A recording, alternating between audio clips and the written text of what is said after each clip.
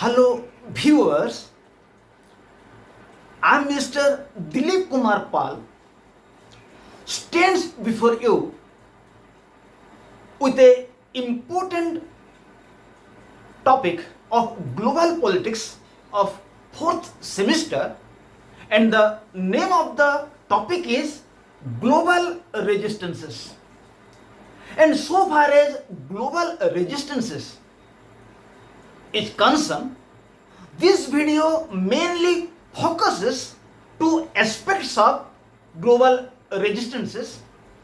Number one is the meaning of global resistances, and number two, movements relating to global resistances. Let us start, my viewers, and I want to inform you that if you have not subscribed my channel, subscribe and recommend your friends also to subscribe my channel, so at least many students will know about my channel, and it is also help to your friends, and help to your friends is help to God. I request my viewers to watch this video relating to global resistances attentively and till the end, so that you will be clear about the meaning of global resistances and movements relating to global resistances. Let us start. What is global resistances? Globalization is a modern concept. It has been originated almost after Second World War, and the object of globalization is to interconnect all nations of the world. And at present, by the impact of globalization, all nations have been connected in the field of trade, in the field of culture, and in the field of business. So, no doubt by globalization, nations have been connected. But globalization has some good sides and bad sides. So, against the bad sides of globalization, many movements have been made. So, globalization has some positive sides and negative sides, and its negative sides are very dangerous. So, what are the negative sides of globalization? Number one, erosion of state sovereignty by establishment of MNC and TNCs. The first negative side of globalization is that by globalization, in different nations, multinational corporations, MNC, and transnational corporations, TNC, and other international firms have been established. When multinational corporations, transnational corporations, and firms of international fame have been established in different nations, national firms, national organizations are unable to compete with them. So, national organizations are now out of business. They are now unable to compete with firms of international fame, firms of MNC, TNC, and other firms of international level. So, government organizations in different nations have been closed. This is the first reason by which the power of states have been decreased. And another reason for the decrease of the power of state is that these multinational corporations, transnational corporations, and firms of international fame, they always interfere in the affairs of the state.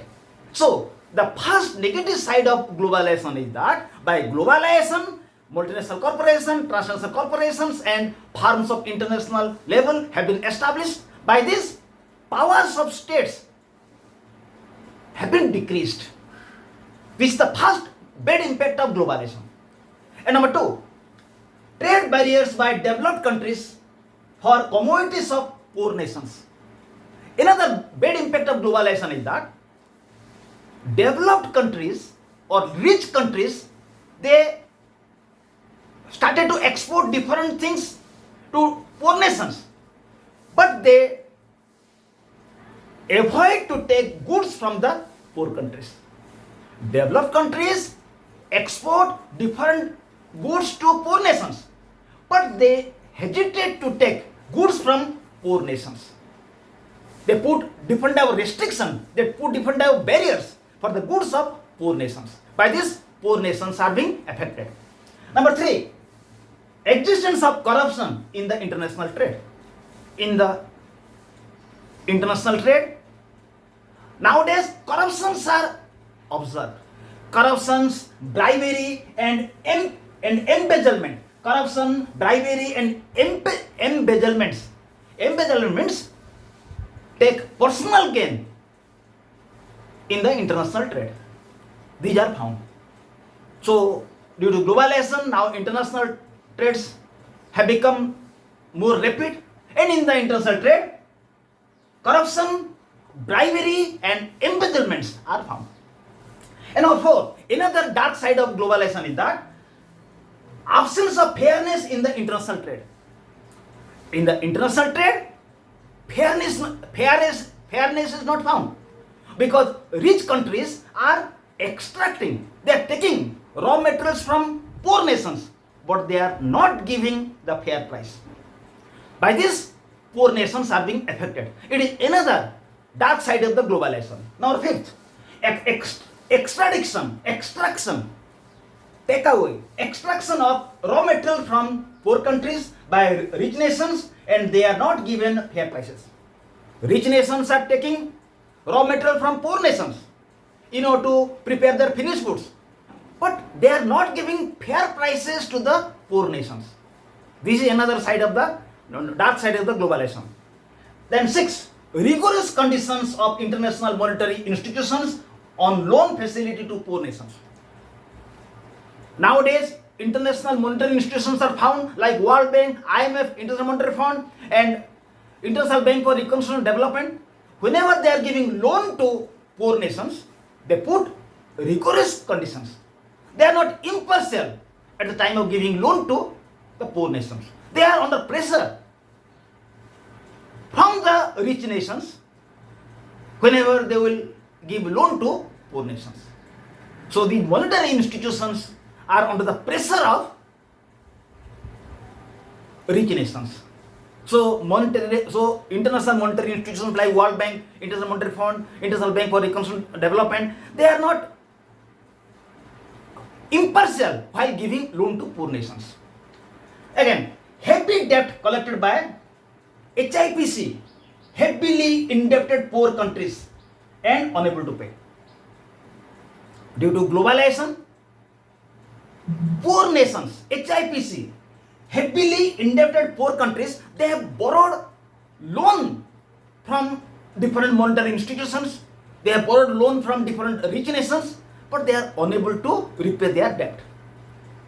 So they are overloaded from the point of view of debt. This is another problem. Then, inability to pay debt by HIPC, heavily indebted poor countries to international monetary institutions and donor countries. These poor countries have borrowed so much money from the international institutions and donor nations that they are now unable to pay. They have borrowed money for developmental purpose, and they have borrowed money to solve some financial problem. They have borrowed so much that they are now unable to pay their money. Their interests now are more than their principals. Then finally, no positive steps to give debt relief to HIPC by international monetary institutions and donor nations. No doubt, poor nations have borrowed a lot, and they are unable to repay their debt. But international monetary institutions and donor nations, rich nations, are not prepared to give them relief. They are not prepared to give them any type of relief. They are determined to collect the debt money from the poor countries. So these are the dark sides of the globalization. So globalization is a new process. It is a modern concept. It has positive sides and negative sides. And these are the negative sides. And against these negative sides, there are some resistances, there are some protests by different civil societies, different non-governmental organizations. It is known as global resistances. So global resistance means against the negative sides of globalization, resistances which have been made by different type of non-governmental organization, civil society. It is known as global resistances. Now discuss. So we are clear what is the meaning of global resistance. Global resistance means against the negative side of globalization, resistances have been made. It is known as the global resistances. Now we will discuss which social movements, what type of movements have been made against the globalization. Or we'll discuss now social movements which have been made against the globalization.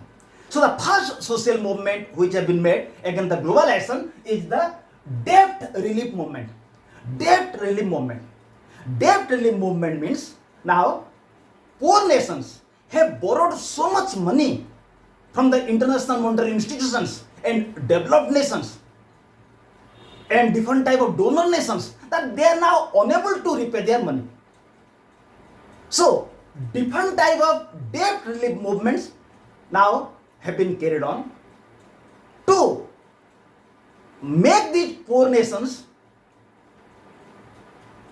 free from giving debts, or to make these poor nations free from repay the debts which they have borrowed. So the main function of the debt relief movement are to give debt relief to poor nations, to give debt relief to poor nations, take some steps that poor nations will not be forced to repay their debt, or to make them free, or to allow them not to give debt to the monetary institution from which they have borrowed money. Number two, reduction of rigorous conditions while giving debt to poor nations. Whenever poor nations will give a loan, they should be given loan liberally without rigorous conditions. Number three, to be impartial while giving loan to poor nations. Whenever poor nations will be given loan, the international monetary institutions should be impartial. They should not be under the pressure of powerful countries. Number four, maintain transparency in the sphere of giving loan. Whenever loans will be given to the poor nations, transparency should be maintained. So, debt relief movement means it is a movement which has been made to make poor nations free from debt. It is a movement by which poor nations should be made free from giving debts. It means they will be given some privileges by which they will not repay their money to international institutions from which they have taken money. So, Jubilee 2000, a movement was made in which a movement took place where initiative to cancel more than 100 billion debt owned by 35 nations, poor nations. In the Jubilee 2000 movement, an initiative was made to free 35 poor nations from giving more than 100 billion debt money. And another social movement was movement to change international trade rules and barriers. Another movement was made to change international rules and barriers, to make international rules fair. Because in the Because developed nations are dumping their goods in poor countries, but putting barriers for goods of poor countries to enter into their country. By this, poor countries are not getting benefit. So second movement is movement to change international trade rules and barriers. It means developed nations or rich nations, they are exporting goods to poor nations. They dump their goods in the market of poor countries, but they are not taking goods from the poor countries. And this is not fair. So there is a movement. So movements are going on to change international trade rules and barriers, to change international rules and barriers.